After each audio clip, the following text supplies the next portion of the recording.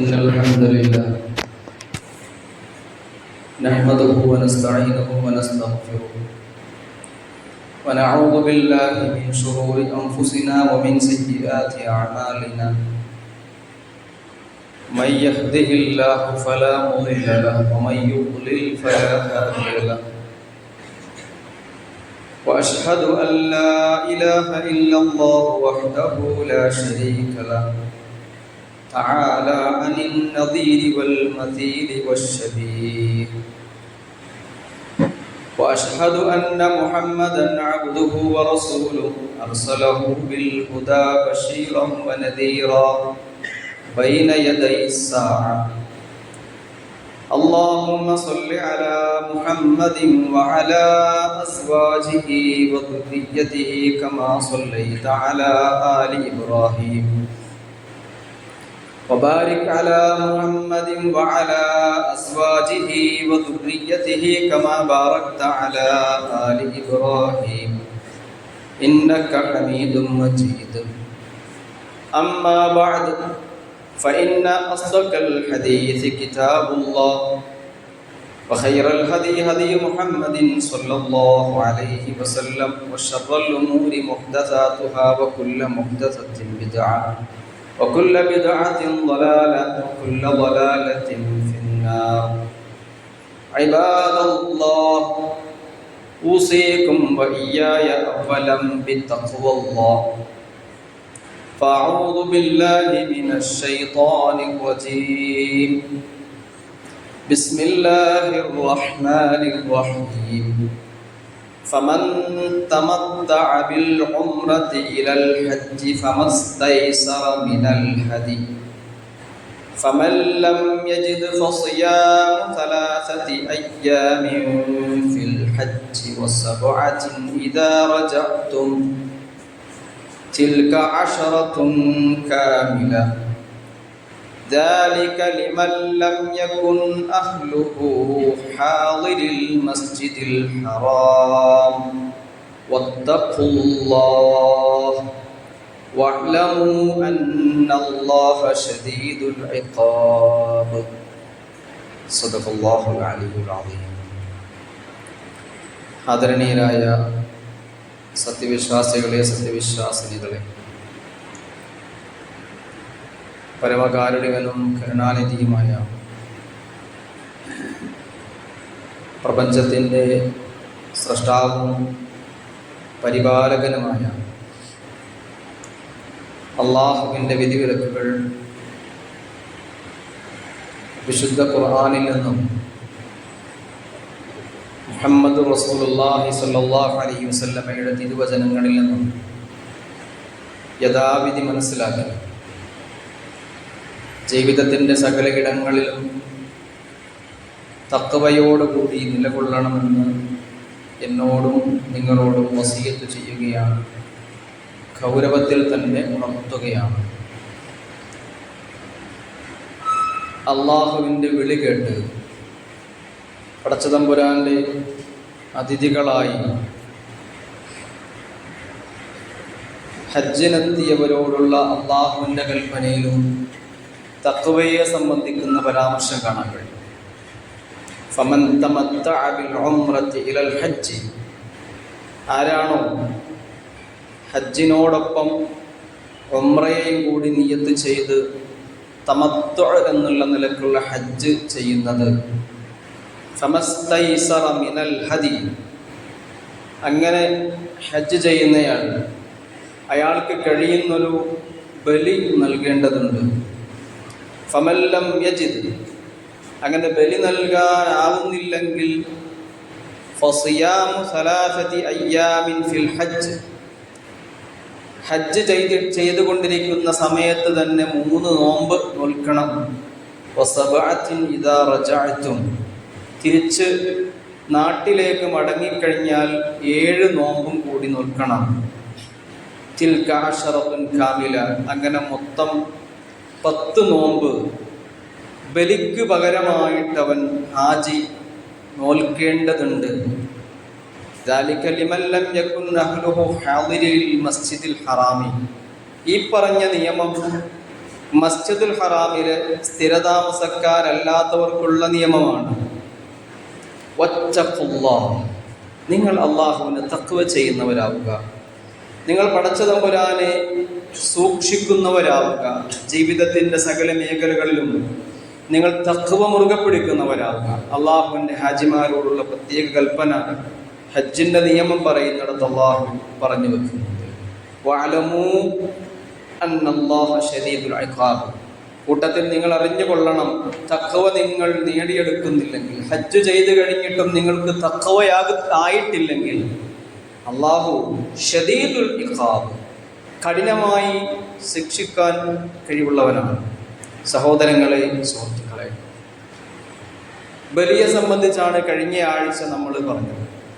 ഈ ബലി ഹജ്ജിലെ ഹാജിമാര് ചെയ്യുന്ന ബലിയുടെ തുടർച്ചയാണ്, അതിനോടുള്ളൊരു ഐക്യപ്പെടലാണ് എന്ന് നമ്മൾ കഴിഞ്ഞ ആഴ്ചയും മനസ്സിലാക്കി. ഇന്നിപ്പോൾ ഞാൻ നിങ്ങൾക്ക് മുമ്പാകെ പാരായണം ചെയ്ത സൂറത്തുൽ ബഖറയിലെ 196 ആയത്തിലും അള്ളാഹു ഹാജിയുടെ ബലിയെ സംബന്ധിച്ച് പരാമർശിക്കുന്നു. അതിൻ്റെ ഒരു തുടർച്ച എന്ന വണ്ണം അതിനോടുള്ള ഒരു ഐക്യപ്പെടൽ എന്ന നിലക്കാണ് നമ്മളും ബലികർമ്മത്തിൽ ഏർപ്പെടുന്നത്. അതുകൊണ്ട് തന്നെ ഇത് കേവലം ഒരു ഇറച്ചിക്ക് വേണ്ടിയുള്ള ഒരു അറവല്ല. ഇതിന് അറവ് എന്നല്ല പറയുന്നതും, ഇതിന് നമ്മൾ പറയുന്ന പേര് ഉളഹിയ എന്നാണ്. ഉളഹിയക്ക് അതുകൊണ്ട് തന്നെ കുറേ ചിട്ടവട്ടങ്ങളുണ്ട്. അല്ലാഹുവിൻ്റെ റസൂൽ സ്വല്ലല്ലാഹു അലൈഹി വസല്ലം കുറേ മര്യാദകൾ ഉളഹിയയുമായി ബന്ധപ്പെട്ട് നമ്മളെ പഠിപ്പിക്കുന്നുണ്ട്. പലപ്പോഴും പലയിടത്തും ഉളഹിയ അറുക്കുന്നത് കാണുമ്പോൾ ആ മൃഗത്തോട് കാണിക്കുന്ന ക്രൂരത, ആളുകൾ എന്തൊക്കെയോ ചില സുന്നത്തുകളൊക്കെ ചെയ്യാനുള്ള തത്രപ്പാടിലാണ് ഇങ്ങനെ കുറെ ബഹളങ്ങൾ കാണിച്ചു കൂട്ടുന്നത്. മൃഗത്തെ വല്ലാതെ വലിച്ചു കൊണ്ടുവന്ന് അടിച്ചു കൊണ്ടുവന്ന് ഇങ്ങനെയൊന്നും ഉളഹിയ മൃഗത്തോട് ചെയ്യാൻ പാടില്ല എന്നുള്ളതാണ്. മൃഗത്തോട് മയം കാണിക്കണമെന്ന് പ്രത്യേകമായ പരാമർശം നമുക്ക് തിരുവചനങ്ങളിൽ നിന്നും വായിക്കാൻ സാധിക്കും. അറവ് സ്ഥലത്തേക്ക് മൃഗത്തെ വളരെ ഇണക്കത്തോടെ കൊണ്ടുവരണമെന്നാണ്. കാരണം അത് അള്ളാഹുവിൻ്റെ ഷിആറാണ്, ദീനിൻ്റെ ഷിആറാണ്, അടയാളമാണ് എന്ന് നമ്മൾ മനസ്സിലാക്കിയതാണ്. അതിനെ ബഹുമാനിക്കണമെന്നും ആദരിക്കണമെന്നും അള്ളാഹുവിൻ്റെ കൽപ്പന നമ്മൾ കണ്ടതാണ്. അപ്പൊ അതുകൊണ്ട് തന്നെ ആ മൃഗത്തെ വളരെ സ്നേഹത്തോടെ ഇണക്കത്തോടെ അടിക്കാതെ തല്ലാതെ അങ്ങനെ വേണം അതിനെ അവിടേക്ക് കൊണ്ടുവരാൻ. അതിനെ അറുക്കാൻ കിടത്തുമ്പോൾ പണ്ഡിതന്മാർ പറയുന്ന സാധിക്കുമെങ്കിൽ മാത്രം ഇടതുവശം ചരിച്ച് കിബിലക്ക് അഭിമുഖമായി കിടത്തിക്കൊണ്ട് വേണം അതിനെ അറുക്കാൻ എന്ന് പറയുന്നുണ്ട്. ഇങ്ങനെ ഇടതുവശം അഭിമുഖമാക്കി കിബിലക്ക് തിരിക്കാൻ വേണ്ടി ചിലപ്പോഴൊക്കെ വലിയ മൃഗമാകുമ്പോൾ അതിനെ ഏതെങ്കിലുമൊക്കെ കോലത്തിൽ തള്ളിയിട്ട് പിന്നെ കിബിലക്ക് അഭിമുഖമാക്കാനുള്ള ഒരു പെടാപ്പാട് ആളുകൾ ചെയ്യുന്നത് കാണുന്നുണ്ട്. അത് യഥാർത്ഥത്തിൽ മൃഗത്തോട് ചെയ്യുന്ന ഒരു അക്രമമാണ്. നമ്മളൊന്ന് ആലോചിച്ച് നോക്കുക, നമ്മളെ ഒരു നിലത്ത് മലർത്തിയിട്ടിട്ട് അവിടെ കിടന്ന് അങ്ങോട്ടും ഇങ്ങോട്ടും തിരിച്ചാൽ എത്ര വേദന ഉണ്ടാകുമെന്ന് നമ്മൾ ആലോചിച്ച് നോക്കുക. ഇതും ജീവനുള്ള ഒരു മൃഗമാണല്ലോ. നമ്മളതിനെ മറിച്ചിടുമ്പോൾ അത് ഖിബ്ലയ്ക്ക് അഭിമുഖമായി വന്നെങ്കിൽ മാത്രം അതിനെ അങ്ങനെ നോക്കേണ്ടതുള്ളൂ. അല്ലാതെ വളരെ അതിനെ ഇടങ്ങേറാക്കിക്കൊണ്ട് അങ്ങനെ ചെയ്യേണ്ടതില്ല എന്ന് പ്രത്യേകമായ ആ വിഷയത്തിൽ പരാമർശം പണ്ഡിതന്മാർ ഫിഖ്ഹിന്റെ ഗ്രന്ഥങ്ങളിലൊക്കെ നൽകുന്നുണ്ട്. അതേപോലെ കത്തി പ്രത്യേകം മൂർച്ചയുള്ളതാക്കണമെന്ന് റസൂലുള്ളാഹി സ്വല്ലല്ലാഹു അലൈഹി വസല്ലം നമ്മളോട് പ്രത്യേകമായി നിർദ്ദേശിക്കുന്നുണ്ട്. ഇമാം മുസ്ലിം റഹ്മഹുല്ലാഹ് നിവേദനം ചെയ്യുന്ന ഹദീസിൽ കാണാം, അബൂ യഅല ഷദ്ദാദ് ഇബ്നു ഔസ് റളിയല്ലാഹു തആല റസൂലുള്ളാഹി സ്വല്ലല്ലാഹു അലൈഹി വസല്ലം നിവേദനം പറയുന്ന ഒരു ഹദീസ് നമ്മളോട് പറയുന്നുണ്ട്, ഇന്നല്ലാഹ കതബൽ ഇഹ്സാന അലാ കുല്ലി ഷൈഇൻ. അല്ലാഹു എല്ലാ കാര്യത്തിലും ഈ ഇഹ്സാൻ നമുക്ക് നിർബന്ധമാക്കിയിരിക്കുകയാണ്. ഏറ്റവും നല്ല നിലക്ക് ചെയ്യുന്നതിനാണ് ഇഹ്സാൻ എന്ന് പറയുക. ഇഹ്സാനിന്റെ ഒരു വിശദീകരണം നബി തിരുമേനി സല്ലല്ലാഹു അലൈഹി വസല്ലം ഒരു ഹദീസിൽ പറയുന്നുണ്ട്, അള്ളാഹുവിനെ നീ കാണുന്നത് പോലെ വഴിപ്പെടുക എന്നതാണ് ഇഹ്സാൻ. അള്ളാഹുവിനെ നിനക്ക് കാണാൻ കഴിയില്ലെങ്കിലും അള്ളാഹു നിന്നെ കാണുന്നുണ്ടല്ലോ എന്ന് നിന്റെ മനസ്സിന്റെ ഉള്ളിൽ ഉണ്ടാകുന്ന ഒരു ബോധമാണ് ഇഹ്സാൻ എന്നുള്ളതാണ്. ഏത് മേഖലകളിൽ നമ്മൾ ഇടപെടുമ്പോഴും ഏത് നമ്മൾ ചെയ്യുമ്പോഴും അതിലൊക്കെ പടച്ച തമ്പുരാന്റെ ഒരു നിർദ്ദേശം എന്നോടുണ്ട്. എനിക്ക് അള്ളാഹുവിനെ കാണാൻ കഴിയുന്നില്ല എങ്കിലും ഞാൻ ഈ ഇടത്തിൽ എങ്ങനെ ചെയ്യുന്നു എന്നുള്ളത് അള്ളാഹു കണ്ടുകൊണ്ടിരിക്കുന്നുണ്ട്, അള്ളാഹു വീക്ഷിക്കുന്നുണ്ട് എന്ന തോന്നൽ നമ്മളുടെ മനസ്സിലേക്ക് വരുമ്പോൾ ആ വിഷയത്തിൽ കൃത്യമായ പ്രവാചക കൽപ്പന എന്താണോ അതനുസരിച്ച് ചെയ്യാനുള്ള ഒരു താല്പര്യം നമ്മുടെ മനസ്സിലേക്ക് ഉണ്ടാകും. അപ്പൊ മൃഗത്തെ അറുക്കുന്ന സമയത്ത് റസൂലുള്ളാഹി സ്വല്ലല്ലാഹു അലൈഹി വസല്ലം ഉളുഹിയ്യയുമായിട്ടുള്ള കാര്യം പറയുന്ന സമയത്ത് നമ്മളോട് പറഞ്ഞു തരാണ്, നിങ്ങൾ ഇഹ്സാൻ, ആ വിഷയത്തിൽ നിങ്ങൾ എല്ലാത്തിലും ഇഹ്സാൻ, എല്ലാ കാര്യത്തിലും അല്ലാഹു ഇഹ്സാൻ നിർബന്ധമാക്കിയിട്ടുണ്ട്. ഫൈദാ ഖതൽതും ഫഅഹ്സിനുൽ ഖത്ല. അതുകൊണ്ട് നിങ്ങൾ കൊല്ലുകയാണെന്ന് വെക്കുക, നിങ്ങളെ ഉപദ്രവിക്കുന്ന ഏതെങ്കിലും മൃഗത്തെയോ ജീവിയോ നിങ്ങൾ കൊല്ലണം എന്ന് വിചാരിക്കുക. അങ്ങനെയുണ്ടല്ലോ ചില ജീവികൾ, ഇപ്പൊ എലിയെ കൊല്ലാൻ അനുവാദം തരുന്നുണ്ട്, മനുഷ്യനെ ഉപദ്രവിക്കുന്ന ഈ ജീവജാലങ്ങളെ കൊല്ലാൻ അനുവാദം തരുന്നുണ്ട്. എങ്ങനെ കൊല്ലണം, ആ വിഷയത്തിൽ നിങ്ങൾക്ക് ഇഹ്സാൻ ഉണ്ടാകണം എന്നുള്ളതാണ്. മൃഗത്തെ വല്ലാതെ പീഡിപ്പിച്ച് ക്രൂരമായി ഉപദ്രവിച്ച് അതിനെ പ്രയാസപ്പെടുത്തിയിട്ട് അല്ല കൊല്ലേണ്ടത്, പെട്ടെന്ന് അതിന്റെ കൊല നടത്തുക, അതാണ് അഹ്സിനുൽ ഖത്ല. വൈദാ ദബഹ്തും, നിങ്ങൾ അറുക്കുകയാണെങ്കിൽ, മൃഗത്തെ നിങ്ങൾക്ക് ആഹാരത്തിന് വേണ്ടി അറുക്കുമ്പോൾ, ഉളഹിയ നിർവഹിക്കാൻ വേണ്ടി നിങ്ങൾ അറുക്കുമ്പോൾ, ഫഅഹ്സിനുൽ ദബഹ, നിങ്ങൾ ഏറ്റവും നല്ല നിലക്ക് അതിനെ അറുക്കണം. അതിനെന്ത് ചെയ്യണം? ഫൽയുഹിദ്ദ അഹദകും ശഫ്റതഹു, അവനവന്റെ കത്തിക്ക് നല്ല മൂർച്ച ഉണ്ടായിരിക്കണം. മൂർച്ചയില്ലാത്ത കത്തി കൊണ്ട് മൃഗത്തെ അറുത്ത് മൃഗത്തെ ഇടങ്ങേറാക്കാൻ പാടില്ല. പെട്ടെന്ന് അറവ് കഴിയണം, പെട്ടെന്ന് അതിന്റെ മരണം സാധിക്കണം. ഫൽയുരിഹ് ദബീഹതഹു, അങ്ങനെ നിങ്ങൾ ആ മൃഗത്തിന് സമാധാനം നൽകണം, സമാശ്വാസം നൽകണം. റസൂലുള്ളാഹി സ്വല്ലല്ലാഹു അലൈഹി വസല്ലം അറവുമായി ബന്ധപ്പെട്ട് നമ്മൾക്ക് നൽകുന്ന പ്രത്യേക നിർദ്ദേശമാണിത്. സഹോദരങ്ങളെ, ഉലഹിയത്തിന്റെ കുറച്ച് നിയമങ്ങൾ ഇങ്ങനെ ഇന്നത്തെ ഖുതുബയിൽ കുറച്ച് പറയാമെന്നാണ് വിചാരിക്കുന്നത്. പ്രഭാഷണം എന്നുള്ള നിലക്കല്ല, മനസ്സിലാക്കേണ്ട കുറച്ച് കാര്യങ്ങൾ മനസ്സിലാക്കി പോവുക എന്നുള്ള നിലയ്ക്ക്. പലപ്പോഴും പലരും ചോദിക്കാറുണ്ട്, ഉലഹിയന്റെ ഏറ്റവും മികച്ച സമയം എപ്പോഴാണെന്നുള്ളത്. ഉലഹിയുടെ സമയത്തെ സംബന്ധിച്ച് ബറാ റളിയല്ലാഹു തആല നിവേദനം ചെയ്യുന്ന ഒരു ഹദീസ് ഇമാം ബുഖാരി റിപ്പോർട്ട് ചെയ്യുന്നുണ്ട്. അദ്ദേഹം പറയുന്നു, ഖറജൻ നബിയു സല്ലല്ലാഹു അലൈഹി വസല്ലം യൗമ അൽഹ ഇലൽ ബഖിയ, റസൂലുള്ളാഹി സ്വല്ലല്ലാഹു അലൈഹി വസല്ലം ഈദുൽ അൽഹയുടെ ദിവസം ബഖിയയിലേക്ക് പോയി. ബഖിയ എന്നുള്ളത് മദീനയിലെ ഖബർസ്ഥാന്റെ പേരാണ്. അവിടെയാണ് അല്ലാഹുവിന്റെ റസൂൽ മൃഗങ്ങളെ അറുക്കാൻ ഉപയോഗിച്ചിരുന്ന ഇടം. അങ്ങനെ ബഖിയയിലേക്ക് നബി സല്ലല്ലാഹു അലൈഹി വസല്ലം പോയി. എന്നിട്ടോ റസൂലിന്റെ ഈദ്ഗാഹും ആ പരിസരത്തായിരുന്നു എന്നുള്ളതാണ്. ഫസല്ല റകഅതൈനി, 2 റകഅത്തിന് തിരുമേനി സല്ലല്ലാഹു അലൈഹി വസല്ലം പെരുന്നാൾ നിസ്കരിച്ചു. അപ്പോൾ ബഖീൽ ഖബർസ്ഥാനിൽ ചെന്ന് അതിന്റെ പരിസരത്തുള്ള ആളുകളെ മറമാടിയിട്ടില്ലാത്ത സ്ഥലത്ത് അവിടെ നിന്ന് റസൂൽ സല്ലല്ലാഹു അലൈഹി വസല്ലം നിസ്കരിച്ചിട്ട് പിന്നെ നബി സല്ലല്ലാഹു അലൈഹി വസല്ലം ഞങ്ങൾക്ക് അഭിമുഖമായി ഖുതുബക്ക് വേണ്ടി എഴുന്നേറ്റ് നിന്നു. 2 റകഅത്ത് നിസ്കാരം കഴിഞ്ഞ റസൂലുള്ളാഹി സ്വല്ലല്ലാഹു അലൈഹി വസല്ലം പെരുന്നാളിന്റെ ഖുതുബ നിർവഹിക്കാനായി എഴുന്നേറ്റ് നിന്നുകൊണ്ട് റസൂലുള്ളാഹി സ്വല്ലല്ലാഹു അലൈഹി വസല്ലം പറയാണ്, ഇന്ന അവ്വല നുസുകിനാ ഫീ യൗമിനാ ഹാദാ അൻ നബ്ദാ ബിസ്സലാം. പെരുന്നാൾ ദിവസത്തിൽ നമ്മളുടെ ആദ്യത്തെ കർമ്മം എന്താണെന്നറിയാമോ? പെരുന്നാൾ ദിവസത്തിൽ നമ്മളുടെ ആദ്യത്തെ ആരാധന എന്നുള്ളത് അന്നബ്ദാ ബിസ്സലാ, നമ്മൾ നിസ്കാരം കൊണ്ട് തുടങ്ങുന്നു എന്നുള്ളതാണ്. പെരുന്നാളിന്റെ ആദ്യത്തെ കർമ്മം, വലിയ പെരുന്നാൾ ഈദുൽ അദ്ഹാ ദിവസത്തിലെ ആദ്യത്തെ ഒരു വിശ്വാസിയുടെ പ്രവർത്തനം പെരുന്നാൾ നിസ്കരിക്കുക എന്നുള്ളതാണ്. പിന്നെ നമ്മൾ തിരിച്ചു പോകും. എന്നിട്ടോ നമ്മുടെ വീടുകളിലോ എവിടെയാണോ ബലിക്കായി തയ്യാറാക്കിയിരിക്കുന്ന സ്ഥലം അവിടെ ഫനഹറ, നമ്മൾ അറവുകളിൽ ഏർപ്പെടും. ഫമൻ ഫഅല ദാലിക ഫഖദ് വാഫഖ സുന്നതനാ. അപ്പോൾ ആദ്യം നിസ്കാരം കഴിഞ്ഞിട്ട് അറവ്, ആദ്യം നിസ്കാരം കഴിഞ്ഞിട്ട് അറവ്, ഇങ്ങനെ നിസ്കാരത്തിന് ശേഷം അറവ് നടത്തുന്നവൻ വാഫഖ സുന്നതനാ, അവൻ നമ്മുടെ സുന്നത്ത് അനുധാവനം ചെയ്തവനായി. വമൻ ദബഹ ഖബ്ല ദാലിക്, ആരെങ്കിലും ധൃതി പിടിച്ച് പെരുന്നാൾ നിസ്കാരത്തിന് മുമ്പ് അറവ് നടത്തി എന്ന് വിചാരിക്കുക എങ്കിൽ അതൊരിക്കലും ഉൽഹിയ ആവില്ല. ഫഇന്നമാ ഹുവ ശൈഉൻ അജലഹു ലിഅഹ്ലിഹി, കാരണം അത് അവനവന്റെ കുടുംബത്തിന് ഭക്ഷണമായിട്ട് അടുത്ത ഒരു അറവ് മാത്രമാണ്. അതൊരിക്കലും ഉൽഹിയ അല്ല. ലൈസ മിനൻ നുസ്ഖി ഫീ ഷൈഇൻ, അവന് ഉൽഹിയയുടെ ഒരു പ്രതിഫലവും കിട്ടുകയില്ല. അപ്പോൾ റസൂലുള്ളാഹി സ്വല്ലല്ലാഹു അലൈഹി വസല്ലം ഉൽഹിയത്ത് അറുക്കേണ്ടുന്ന സമയം നമ്മളോട് പറയുകയാണ്. അതിലേറ്റവും ഉത്തമമായ സമയം കാണിച്ചു തരികയാണ്. അത് പെരുന്നാളിന്റെ അന്ന് തന്നെ അറുക്കുക എന്നുള്ളതാണ് ഏറ്റവും ഉത്തമവും.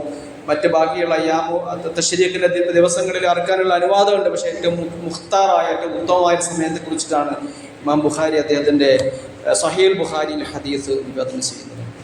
അതേപോലെ ഈ അറവ് കഴിയുമെങ്കിൽ സ്വന്തം ചെയ്യുക എന്നല്ല, അതിനാണ് നബി സല്ലല്ലാഹു അലൈഹി വസല്ലം പ്രോത്സാഹനം നൽകിയിട്ടുണ്ട്. കാരണം ഇതൊരു പുണ്യകർമ്മമാണല്ലോ. ഇതൊരു സാധാരണ നമ്മൾ ആടിനെയും പശുവിനെയൊക്കെ അറുത്തിട്ട് ഇറച്ചി വാങ്ങുന്ന പോലെ ഒരു ഇറച്ചി തിന്നാനുള്ള ഒരു അറവല്ല. ഇതൊരു ഖുർബത്താണ്. അങ്ങനെയാണ് പരിചയം. അള്ളാഹുവിനോടുള്ള ഒരു വിശ്വാസിയുടെ അടുപ്പം, പടച്ചതമ്പുരാനുമായിട്ടൊരു സാമീപ്യം ഉണ്ടാക്കി തീർക്കാനുള്ള ഒരു പ്രത്യേക പുണ്യകർമ്മമാണ് ഇത് എന്നതുകൊണ്ട് ഉലഹിയത്തിന് വേണ്ടി പണം മുടക്കുന്നയാൾ, ആ മൃഗത്തെ വാങ്ങിയ ആൾ തന്നെ അത് അറുക്കാൻ അവന് സാധിക്കുമെങ്കിൽ അതാണ് ഏറ്റവും നല്ലത് എന്ന് അനസ് ബിൻ മാലിക് റളിയല്ലാഹു അൻഹു നിവേദനം ചെയ്യുന്ന ഹദീസിൽ കാണാം. അദ്ദേഹം നബിയു സല്ലല്ലാഹു അലൈഹി വസല്ലം ബികബ്ശൈനി അംലഹൈനി അഖ്റനൈനി. റസൂലുള്ളാഹി സ്വല്ലല്ലാഹു അലൈഹി വസല്ലം 2 ആടുകളെ ഉളുഹിയ കൊടുത്തു. ഒരിക്കലും സല്ലല്ലാഹു അലൈഹി വസല്ലം 2 ആടുകളെ ഉളുഹിയ കൊടുത്ത കാര്യം അനസ് റളിയല്ലാഹു തആല അനുസ്മരിക്കുന്ന നല്ല തടിച്ചു കൊടുത്ത കൊമ്പുള്ള 2 മുട്ടനാടുകളെ റസൂലുള്ളാഹി സ്വല്ലല്ലാഹു അലൈഹി വസല്ലം ദബഹഹുമാ ബിയദിഹി നബി തിരുമേനി സല്ലല്ലാഹു അലൈഹി വസല്ലം തന്റെ തൃക്കരങ്ങൾ കൊണ്ട് ആ 2 ആടിനെ, റസൂലാണ് അറുത്തത്, വേറെ ആർക്കെങ്കിലും അറുക്കാൻ വേണ്ടി വിട്ടുകൊടുക്കുകയല്ല, നബി തന്നെ അതിനെ അറുത്തു. നബി സല്ലല്ലാഹു അലൈഹി വസല്ലം തന്നെ ബിസ്മി പറഞ്ഞു. വകബ്ബറ റസൂലുള്ളാഹി സ്വല്ലല്ലാഹു അലൈഹി വസല്ലം തക്ബീർ പറഞ്ഞു. റസൂൽ സല്ലല്ലാഹു അലൈഹി വസല്ലം അറുക്കുമ്പോൾ റസൂൽ സ്വീകരിച്ച ശൈലിയെ പോലും മനസ്സിലാന്ന് പറയുന്നുണ്ട്. ഈ ആടിന്റെ പെരടിയിൽ തന്റെ കാലിങ്ങനെ ചവിട്ടി പിടിച്ചിട്ടാണ് റസൂലുള്ളാഹി സ്വല്ലല്ലാഹു അലൈഹി വസല്ലം ആ ആടിനെ ഒറ്റക്ക് വേറെ ആളുടെ സഹായം പോലും വേണ്ടി വന്നില്ല എന്നുള്ളതാണ്. നബി തന്നെ ആടിനെ ചവിട്ടി പിടിക്കുന്നു, റസൂലുള്ളാഹി സ്വല്ലല്ലാഹു അലൈഹി വസല്ലം തന്നെ. അതിന് പ്രത്യേക പ്രാക്ടീസ് ഉള്ളവർക്ക് മാത്രമേ അത് കഴിയുള്ളൂ. അപ്പോൾ ഉളഹിയയുടെ ഏറ്റവും പുണ്യമായ ഒരു സംഗതി പറഞ്ഞതാണ്, സ്വന്തം അറുക്കുക എന്നുള്ളതാണ് ഏറ്റവും പുണ്യമായ കാര്യം. പക്ഷെ ഒരാൾക്ക് നന്നായി അറുക്കാൻ കഴിയില്ല എങ്കിൽ അവർ ഈ സാഹസത്തിന് മുതിരേണ്ട ആവശ്യമില്ല, മറ്റൊരാളെ ഏൽപ്പിക്കുക. കാരണം അറിവ് തെറ്റിപ്പോയി കഴിഞ്ഞാൽ പിന്നെ അത് പാഴായി പോകും. അതുകൊണ്ട് പരീക്ഷണത്തിന് നിൽക്കേണ്ട, അറുക്കാൻ അറിയാവുന്ന ആളുകൾ റസൂലുള്ളാഹി സ്വല്ലല്ലാഹു അലൈഹി വസല്ലമിന്റെ ചര്യ പിൻപറ്റിക്കൊണ്ട് സ്വയം അറുക്കുക എന്നുള്ളതാണ്. അറുക്കാൻ കഴിയില്ല, സാധിക്കാത്ത ആളുകളൊക്കെ ഉളുഹിയ അറുക്കുന്ന സ്ഥലത്ത് ഹാജരാകണം എന്നൊക്കെ ചില ഹദീസുകളിലൊക്കെ ഉണ്ട്. പക്ഷേ ഞാനത് പഠിച്ചിടത്തോളം ആ ഹദീസുകൾക്കൊന്നും പ്രാമാണികതയില്ല എന്നുള്ളതാണ്. ഹദീസുകളിൽ പരാമർശിക്കുന്നുണ്ട്, പലപ്പോഴും പലതും സ്വീകരിക്കാൻ അത്ര പറ്റാത്ത ഹദീസുകളാണ്. പക്ഷെ എന്ന് വെച്ച് ഉളുഹിയ അറുക്കുന്ന സ്ഥലത്ത് വരേണ്ട എന്നല്ല, പക്ഷെ പലരും അങ്ങനെ വന്നേ പറ്റൂ എന്ന് നിർബന്ധം പിടിക്കുന്നതായി കാണാറുണ്ട്. പക്ഷെ ഹദീസുകൾക്ക് അത്ര പ്രാമാണികതയില്ല എന്ന് മനസ്സിലാക്കുക. അപ്പോൾ ഉളുഹിയ അറുക്കുന്ന സമയത്ത് റസൂലുള്ളാഹി സ്വല്ലല്ലാഹു അലൈഹി വസല്ലം അറുത്ത ശൈലി നമ്മൾ ഈ ഹദീസിൽ കണ്ടല്ലോ. റസൂൽ സ്വല്ലല്ലാഹു അലൈഹി വസല്ലം ബിസ്മിയും പറഞ്ഞു, റസൂൽ സ്വല്ലല്ലാഹു അലൈഹി വസല്ലം തക്ബീർ പറഞ്ഞു. ഉളുഹിയ അറുക്കുന്ന സമയത്ത് അറുക്കുന്നയാളും അവിടെ കൂടി നിൽക്കുന്ന ആളുകളൊക്കെ തക്ബീർ മുഴക്കുക എന്നുള്ളത് ഒരു പ്രത്യേക പുണ്യമായിട്ട് തന്നെയാണ്. ബിസ്മില്ലാഹി അല്ലാഹു അക്ബർ എന്ന് പറഞ്ഞുകൊണ്ട് ആണ് അത് അറുക്കേണ്ടതെന്നാണ്. അറക്കാൻ തുടങ്ങുമ്പോൾ തന്നെ ഉള്ള പ്രാർത്ഥന ഹദീസിൽ വരുന്നുണ്ട്, ബിസ്മില്ലാഹി അല്ലാഹു അക്ബർ എന്ന് വന്ന് പറയണമെന്നാണ്. അത് മാത്രമല്ല, അത് കഴിഞ്ഞിട്ട് പിന്നെയും ഒരു ദീർഘമായ പ്രാർത്ഥന റസൂലുള്ളാഹി സ്വല്ലല്ലാഹു അലൈഹി വസല്ലം പഠിപ്പിക്കുന്നുണ്ട്. അപ്പോൾ ഉളുഹിയയുമായിട്ട് ബന്ധപ്പെടുന്ന ആളുകളൊക്കെ അവിടെ അറിവ് നടക്കുന്ന സമയത്ത് ആ പ്രാർത്ഥനകളൊക്കെ പ്രത്യേകം എഴുതി വെച്ച് പഠിക്കണം. കാരണം നബി സല്ലല്ലാഹു അലൈഹി വസല്ലമിന്റെ ഹദീസിൽ റസൂലുള്ളാഹി സ്വല്ലല്ലാഹു അലൈഹി വസല്ലം അങ്ങനെ പ്രാർത്ഥിച്ചതായി കാണുന്നുണ്ട്. ആധികാരികമായ ഹദീസുകൾ അബൂദാവൂദ് നിവേദനം ചെയ്ത സ്വഹീഹായ ഒരു ഹദീസിൽ കാണാം. ജാബിർ റളിയല്ലാഹു തആല പറയുന്നുണ്ട്, ദബഹൻ നബി സല്ലല്ലാഹു അലൈഹി വസല്ലം യൗമ ദബഹി കബ്ശൈനി അഖ്റനൈനി അംലഹൈനി മൗജൂഅൈനി. നബി സല്ലല്ലാഹു അലൈഹി വസല്ലം അറുക്കാൻ ഉപയോഗിച്ച ആടുകളുടെ വിശേഷണമാണ് ഈ പറയുന്നത്. അപ്പൊ ആ ആടിന്റെ പ്രത്യേകത നേരത്തെ കേട്ട ഹദീസിൽ നമ്മൾ കണ്ടു, അത് തടിച്ചു കൊടുത്ത ആടായിരുന്നു, 2 കൊമ്പുള്ള ആടായിരുന്നു, മുട്ടനാടായിരുന്നു എന്ന് പറഞ്ഞ പോലെ തന്നെ ജാബിർ റളിയല്ലാഹു റിപ്പോർട്ട് ചെയ്യുന്ന ഹദീസിലും കാണാം, അത് 2 അഖ്റനൈനി അംലഹൈനി 2 കൊമ്പുള്ള തടിച്ചു കൊടുത്ത മൗജൂഅൈനി എന്ന് പറഞ്ഞാൽ വരിയുടച്ച ആടുകൾ എന്നുള്ളതാണ്. അസാധാരണ ആളുകൾ ഇങ്ങനെ ഈ കാളകളെയും അതേപോലെ മുട്ടനാടുകളെയൊക്കെ അത് കൂടുതൽ പുഷ്ടിപ്പെടാൻ വേണ്ടിയിട്ട് അതിന് വരിയിടക്കാറുണ്ട്. അങ്ങനെ 2 വരിയിടച്ച ആടുകളെയാണ് റസൂലുള്ളാഹി സ്വല്ലല്ലാഹു അലൈഹി വസല്ലം. അതൊരു ന്യൂനതയല്ല എന്നർത്ഥം. പലപ്പോഴും നമ്മൾ പുറത്തുനിന്നൊക്കെ പലപ്പോഴും കാളകളെയൊക്കെ അതിന് വേണ്ടി വാങ്ങുമ്പോഴത്തേക്ക് അതിന് വരിയടച്ചിട്ടുണ്ടാവും. അപ്പോൾ അതൊരു ന്യൂനതയാണോ വെച്ചാൽ അതൊരിക്കലും ഒരു ന്യൂനതയല്ല. കാരണം അതുകൊണ്ട് ആ മൃഗത്തിന്റെ ഇറച്ചി കൂടുതൽ വെക്കുകയാണ്. നബി സല്ലല്ലാഹു അലൈഹി വസല്ലം അങ്ങനെയുള്ള 2 ആടുകളെയാണ് ഉളുഹിയ കൊടുത്തതെന്ന് ഈ പറഞ്ഞ ജാബിർ റളിയല്ലാഹു ഹദീസിൽ കാണാൻ കഴിയുന്നുണ്ട്. റസൂലുള്ളാഹി സ്വല്ലല്ലാഹു അലൈഹി വസല്ലം അങ്ങനെ ഈ മൃഗത്തെ അറുത്ത് ഫലമ്മ വജ്ജഹഹ റസൂലുള്ളാഹി അലൈഹി വസല്ലം ഇതിനെ അറുക്കാനായി നിന്ന സമയത്ത് റസൂലുള്ളാഹി സ്വല്ലല്ലാഹു അലൈഹി വസല്ലം പറയുന്ന ഒരു ദീർഘമായ ഒരു പ്രാർത്ഥനയാണ് നമുക്ക് പഠിക്കാനുള്ളത്. ഇന്നി വജ്ജഹതു വജ്ഹിയ ലില്ലദീ ഫത്തറസ് സമാവാതി വൽ അർള അലാ മില്ലതി ഇബ്രാഹീമ ഹനീഫ വമാ അന മിനൽ മുശ്രികീൻ ഇന്ന സ്വലാത്തി വനുസുകി വമഹ്യായ വമമാതി ലില്ലാഹി റബ്ബിൽ ആലമീൻ ലാ ശരീക ലഹു വബിദാലിക ഉമിർതു വഅന മിനൽ മുസ്ലിമീൻ അല്ലാഹുമ്മ منك ولك وعن محمد وأمته ബിസ്മില്ലാഹി അല്ലാഹു അക്ബർ. ഇങ്ങനെ പറഞ്ഞിട്ടാണ് അർക്കുന്നതിന് മുമ്പ് റസൂലുള്ളാഹി സ്വല്ലല്ലാഹു അലൈഹി വസല്ലം ഈ പ്രാർത്ഥന അല്പം ദീർഘമായി ഇങ്ങനെ പറയുന്നുണ്ട്. കഴിയുമെങ്കിൽ അത് എഴുതിയെടുത്ത് പഠിക്കുക. കാരണം എന്നിട്ട് വേണം നമ്മൾ എന്തെങ്കിലും ഈ ദുൽഹിജ്ജ സമയത്ത് ഒരു പ്രത്യേക നന്മ നമുക്ക് പഠിക്കുകയും കൂടി ആവാമല്ലോ. ഞാൻ ഈ പ്രാർത്ഥനയുടെ അർത്ഥം എന്ന് പറയാം. നമ്മളൊക്കെ കേട്ടിട്ടുള്ള സാധാരണ നിസ്കാരത്തിന്റെ പ്രാരംഭ പ്രാർത്ഥനയായിട്ട് വരുന്നൊരു പ്രാർത്ഥനയാണിത്. അല്ലാഹുമ്മ ഇന്നി വജ്ജഹതു, അല്ലാഹു ഞാനിതാ എൻ്റെ മുഖത്തെ നിന്നിലേക്ക് ഞാനിതാ തിരിച്ചിരിക്കുന്നു. ലില്ലദീ ഫത്തറസ് സമാവാതി വൽ അർള, ആകാശഭൂമികളെ മുൻമാതൃകയില്ലാതെ പടച്ച അള്ളാഹുവിന്റെ നേരെ ഞാനിതാ എന്റെ മുഖത്തെത്തിരിക്കുന്നു. അലാ മില്ലത്തി ഇബ്രാഹിം ഹനീഫ, ഞാൻ ഇബ്രാഹിം അലൈഹി സ്വലാത്തു വസ്സലാമിന്റെ മാർഗത്തിലാണുള്ളത്. ഋജുവായ ആ പാതയിലാണ്, തൗഹീദിന്റെ ആ വഴിയിലാണ് ഞാനുള്ളത്. വമാ അന മിനൽ മുശ്രിക്കീൻ, ഞാൻ ഒരിക്കലും ശിർക്ക് ചെയ്യുന്നവരുടെ കൂടെ ഉണ്ടായിട്ടില്ല.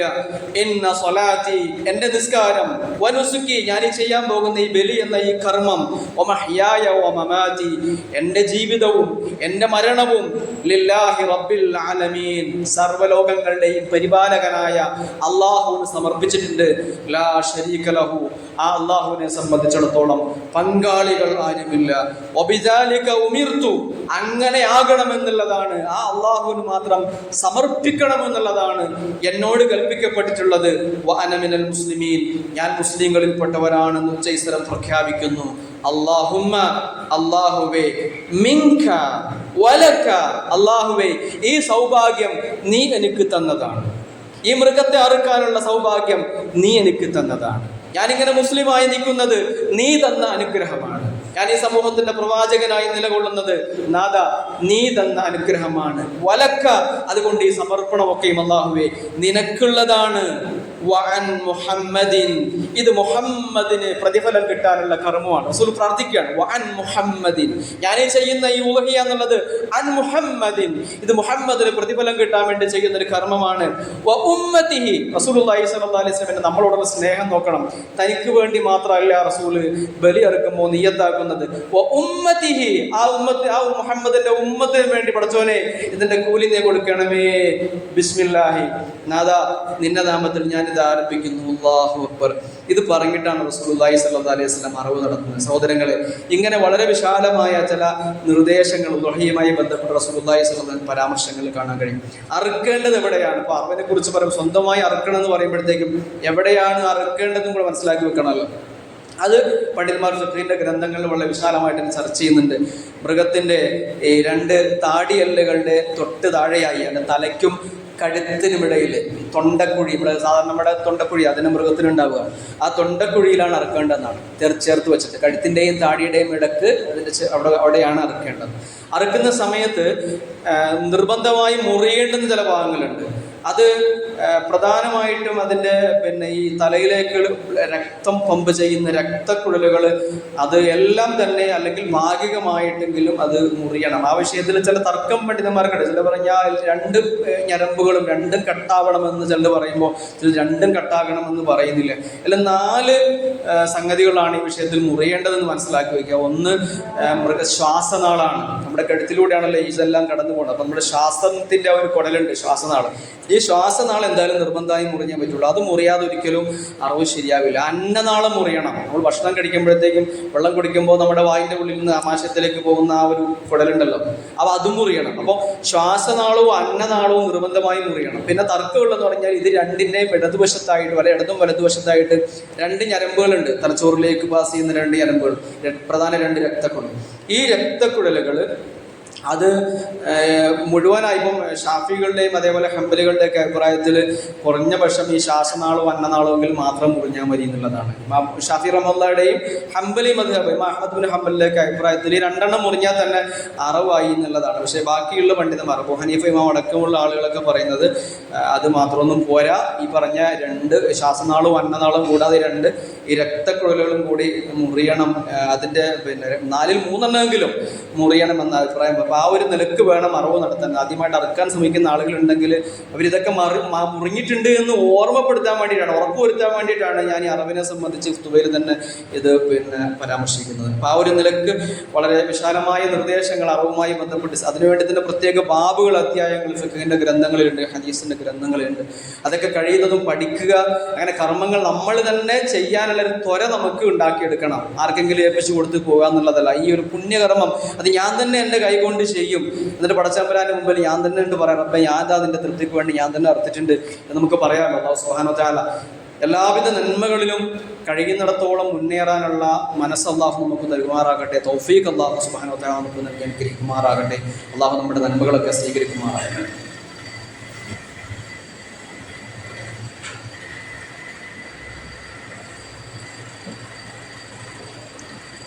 അൽഹംദുലില്ലാഹി റബ്ബിൽ ആലമീൻ വസല്ലല്ലാഹു വസല്ലം അലാ മുഹമ്മദിൻ വആലിഹി വസഹ്ബിഹി അജ്മഈൻ.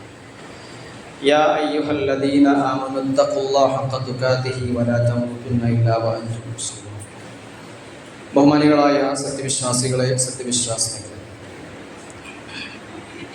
റഹ്മാനും റഹീമുമായ അള്ളാഹുവിൻ്റെ വിധിവിലക്കുകൾ സമ്പൂർണ്ണമായി ജീവിതത്തിൽ പാലിക്കുകയും ആ വിഷയത്തിൽ തഖ്വ മുറുകെ പിടിക്കുകയും ചെയ്യണമെന്ന് ഒരിക്കൽ കൂടി എന്നോടും നിങ്ങളോടും വസീയത്ത് ചെയ്യുക.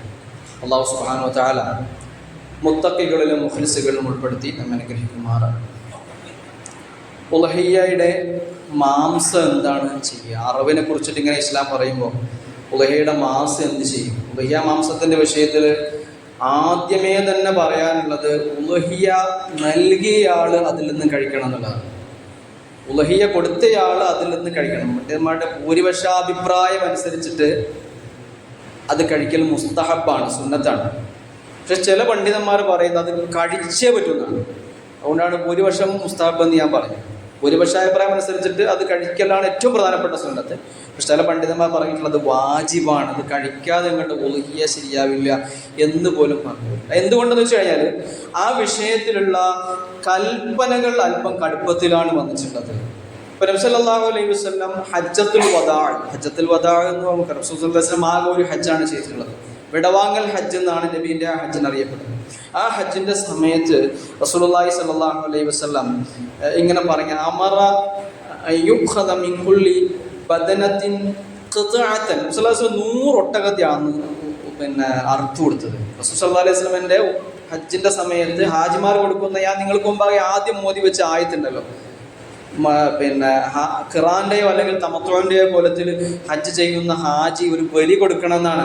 അപ്പൊ നബി സല്ലല്ലാഹു അലൈഹി വസല്ലം മിനൽ ഹദി, എന്താണോ ഹാജിക്ക് കഴിയുന്നത് ആ ബലി കൊടുത്താൽ മതി. ഒരാടിനെയാണ് നമ്മുടെ നാട്ടിൽ നിന്നൊക്കെ ഹജ്ജിന് പോകുന്ന സമയത്ത് ഒരാടിനുള്ള പൈസ നമ്മൾ മുൻകൂർ അടച്ചിട്ട് പോവുക.